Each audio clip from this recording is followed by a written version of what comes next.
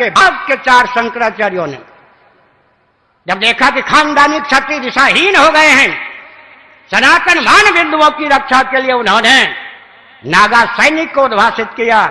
मैं बड़े लाड़ प्यार से अपनत से पूछना चाहता हूं, वो नागा सैनिक अपने लक्ष्य पर अडिग हैं, करोड़ों किलोमीटर दूर भटक गए, बहुत दूर चले गए। अब भटकने का ज्ञान होने पर भी सही मार्ग पर आना नहीं चाहते। एक हमारे सैनिक कम खानदानी क्षत्रिय तो दिशाहीन हो गए, वैकल्पिक क्षत्रिय के रूप में मान 4 शंकराचार्यों ने अखाड़ा परिषद नागा सैनिक को उद्भाषित किया। आज नागा सैनिक हैं लक्ष्य से सुदूर। 300 वर्ष पहले मान्य गुरु गोविंद सिंह जी ने हिंदू धर्म की रक्षा के लिए खालसा पंथ बनाया। आज लाखों की संख्या में विश्व में सिख हैं, सैनिक हैं, लेकिन सनातन मान बिंदु की रक्षा के लिए नहीं है। दूसरे सैनिक भी हमारे साथ नहीं।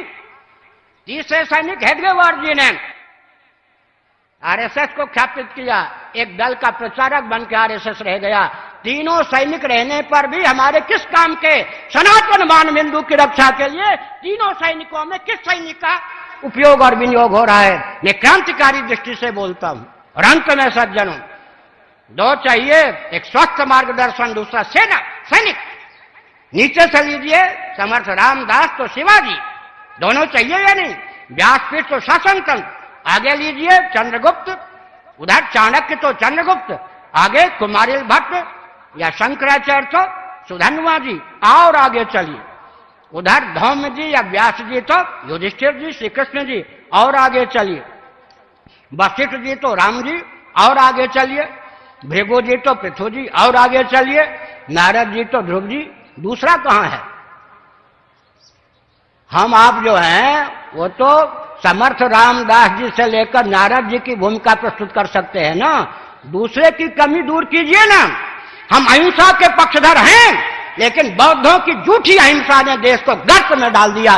गांधी जी की झूठी अहिंसा ने भारत को गर्त में डाल दिया। हम छात्र सेना, छात्र संघ के समय छात्र बल के पक्षधर हैं। अरे राजनीति का अर्थ होता है छात्र धर्म। राजनीति और राजधर्म पर्यायवाचक हैं या नहीं? उसका एक नाम होता है दंड नीति, उसका एक नाम होता है अर्थ नीति। एक उदाहरण देता हूं, सुनिए, ये भूलदंड है या नहीं?